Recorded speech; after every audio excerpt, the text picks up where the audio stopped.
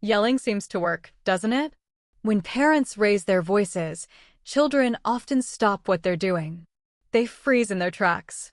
They listen, seemingly attentive. And in that fleeting moment, it feels as though control has been regained, order restored. But what if I told you that yelling, despite its immediate effect, doesn't truly teach children discipline? Instead, it instills fear. And while fear might produce quick results, it subtly shapes a child's development in ways that most parents would never intentionally cause. Intro: no shame, only awareness. 0:30 to 1:30. Let's establish something important right from the start. This isn't about shaming parents or making anyone feel inadequate. Parenting is inherently exhausting, a demanding journey. You're constantly tired, both physically and emotionally. You're frequently overwhelmed by the sheer volume of responsibilities. And let's face it, most parents resort to yelling simply because they're at a loss for what else to do in the heat of the moment. However, truly understanding the impact that yelling has on a child's developing brain can be a game changer, not by complicating parenting further, but by actually making your efforts more effective and yielding better long-term results. When a parent yells, a child's brain responds instantaneously, triggering a cascade of reactions.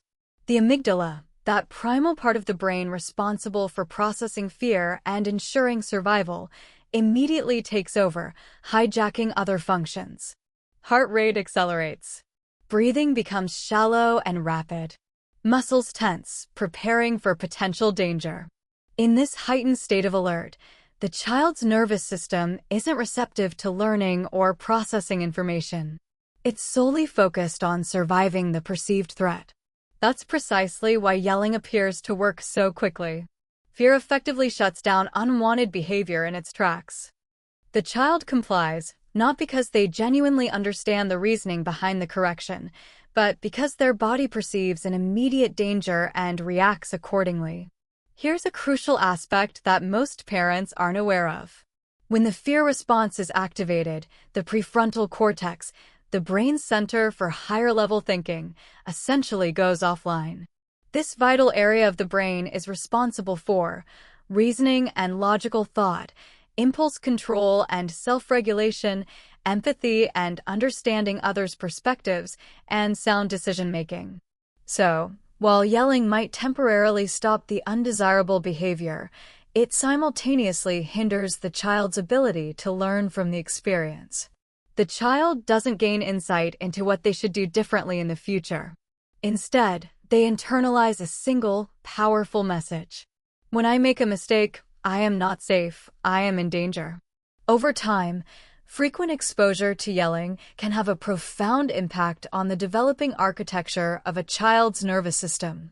Children who are consistently yelled at are statistically more likely to hide their mistakes and errors rather than attempting to correct them, struggle with persistent anxiety or emotional detachment, leading to difficulties in forming healthy relationships, develop low self-esteem and a negative self-image, or unconsciously repeat the same patterns of behavior they experienced as children when they become adults. Some may develop a deep-seated fear of authority figures, which can impact their interactions in school, work, and other social settings. Others might grow into controlling adults themselves, replicating the dynamics they experienced in their own childhoods. This isn't because they are inherently weak or flawed individuals. It's because their brains have been conditioned to react out of fear, focusing on survival rather than reflection and understanding. Maintaining a calm demeanor when a child is exhibiting challenging behavior is undeniably one of the most difficult aspects of parenting. However, it's crucial to remember that children are not born with the innate ability to self-regulate their emotions. They learn this essential skill by borrowing it from the adults in their lives. This process is known as co-regulation. Before children can effectively calm themselves down in moments of distress, they must first consistently experience what it feels like to be calm and regulated in the presence of a supportive and understanding caregiver. Your own nervous system essentially serves as a model, teaching their developing nervous system how to respond to stress in a healthy and adaptive way. It's important to clarify that calm parenting does not equate to permissive parenting, where anything goes. It certainly doesn't mean abandoning boundaries or allowing children to engage in harmful or inappropriate behaviors without consequences. Instead, it signifies establishing and maintaining strong, clear boundaries while creating an environment of emotional safety and security. Instead of resorting to yelling, "Stop it right now. What do you think you are doing?" Try a different approach, such as, "I won't allow you to do that. I'm here with you, and together, we'll figure out a better way to handle this situation." The message being conveyed shifts dramatically. The child now hears, "I am safe and protected, and clear limits and expectations still exist." Let's consider a real-life example. Imagine a child becomes frustrated and throws a toy in anger. Yelling might immediately halt the behavior, but it doesn't address the underlying emotions or teach a more appropriate response. In contrast, a calm and measured intervention can teach something far more profound. A calm parent kneels down to the child's level and says, in a gentle and reassuring tone, "I can see that you're feeling upset right now. I won't let you throw things, as that could hurt someone. Let's take a moment to slow down and breathe together." The unwanted behavior is stopped. The boundary is clearly communicated and enforced. But the child also gains valuable experience in how to pause, identify, and acknowledge their emotions, and ultimately, choose a different and more constructive course of action in the future. That's what true discipline is all about. Every parent, at some point, will inevitably yell.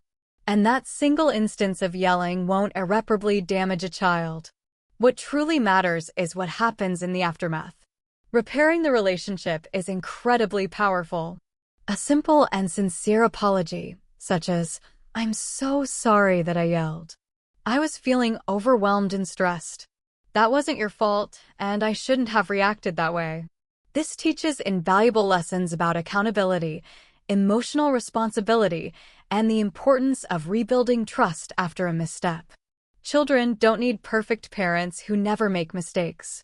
They need regulated parents who are committed to managing their own emotions and creating a safe and supportive environment. Because discipline that's built on fear is ultimately unsustainable and fades away over time. But discipline that's built on a foundation of safety, trust, and understanding lasts a lifetime.